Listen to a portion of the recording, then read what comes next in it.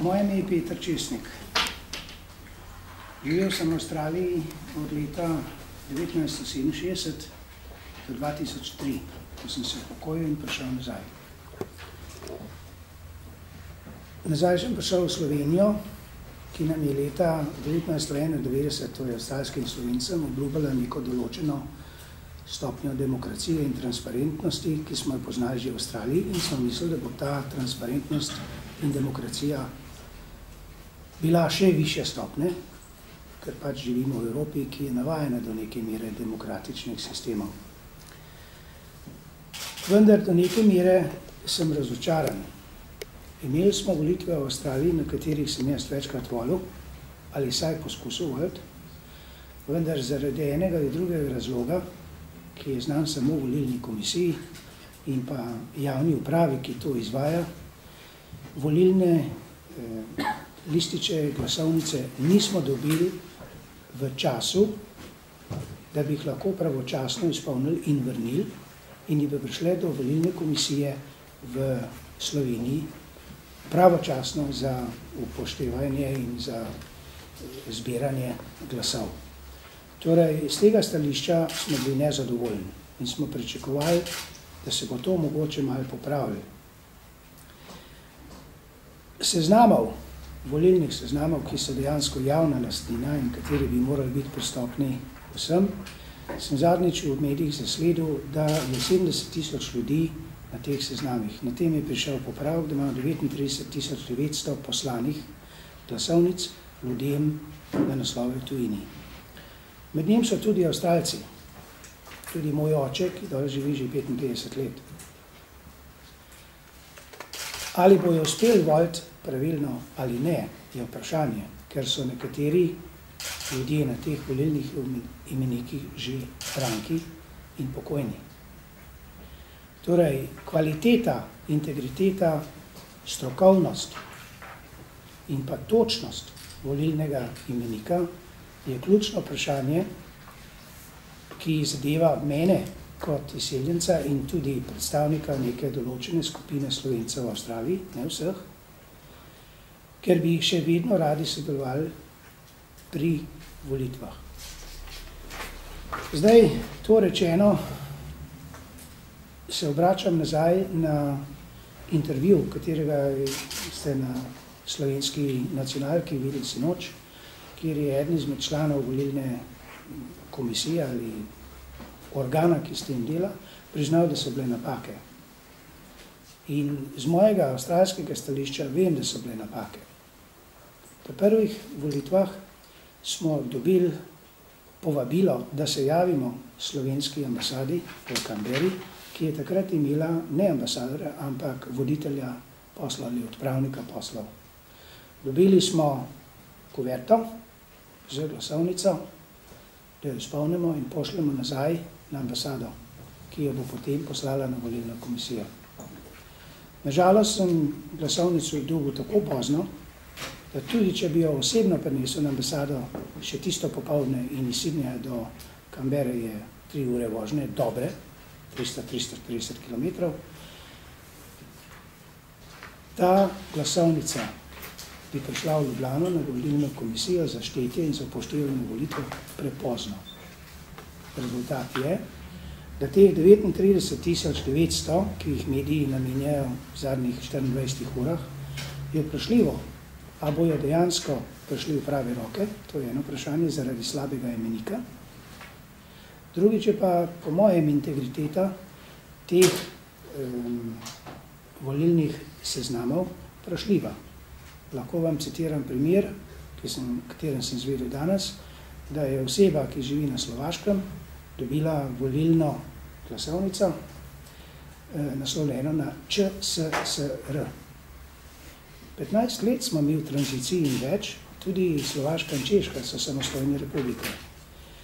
Da je predstavnik volilne komisije rekel, da so se napake naredile, naredijo se, vendar kdo je odgovoren? Odgovor gre prav na sam vrh Ministrstva za notranje zadeve, ki ima informacije in ki pripravlja te imenike in jih potem naprej posreduje. Problem seznanjenosti s kandidati, ki nastopajo na volitvah, je drug problem. V Sloveniji je precej izseljeniških organizacij, tako kot po celem svetu, kjer so bili izseljenci, imate izseljenške organizacije. Nekatere objavljajo sezname, nekatere ne.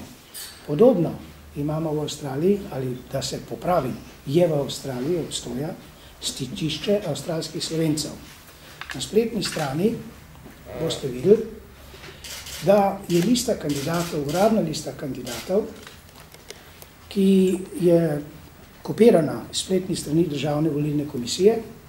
Takoj potem je pa okence, na katerega vi lahko s klikom odprete in so vse detaljne informacije o predsedniškem kandidatu Lojzetu Peterletu, drugih pa ne omenja.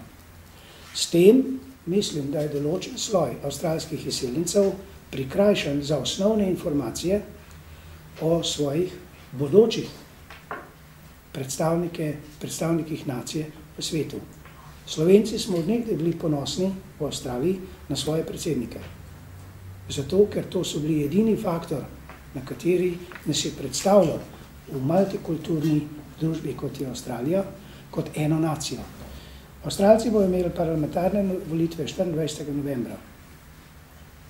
Jaz sem že dobil povabilo od avstralske vlade, da se moram do 17. oktobra registrirati po faksu, ki je overovljen za strani avstralskih diplomatskih predstavništev. Naj bo to konzul ali pa kaj podobnega. Torej, imajo proces, po katerem je določeno, do kdaj se moraš registrirati in potem v parih dnevih potem dobiš že glasovnico s strani volilne komisije preko svojih konzularnih predstavništev avstralskih. In 1 milijon Avstralcev živi kot expatriates v tujini. In potem moraš voliti do določenega dneva, ki je pa pred zaključkom volitev.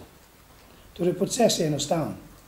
Ne vem, zakaj ne bi mogoče mi, kot ena izmed evropskih civiliziranih članic Unije, imeli postopka, ki je manj kompliciran, bolj učinkovit.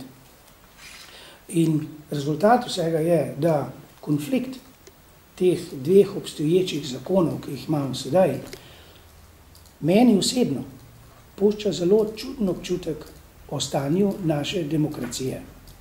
Če meni to da in mojim drugim soavstralcem in povratnikom soavstralcem, katerih je 240 v Sloveniji, potem se verjetno tudi drugi člani slovenske družbe počutijo podobno.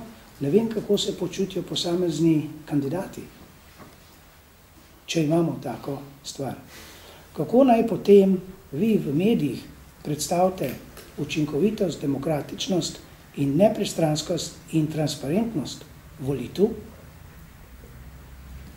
če imamo nekateri ljudje, ki nismo politiki, jaz nisem politik, še zdaleč ne, imamo pomisleke o dejanski učinkovitosti in pristranosti. Da dodam, stičišče avstralskih Slovencev je izdajano strani Floriana Avserja, ki je predstavnik določenega dela slovenske srednje v vzhodni Avstraliji.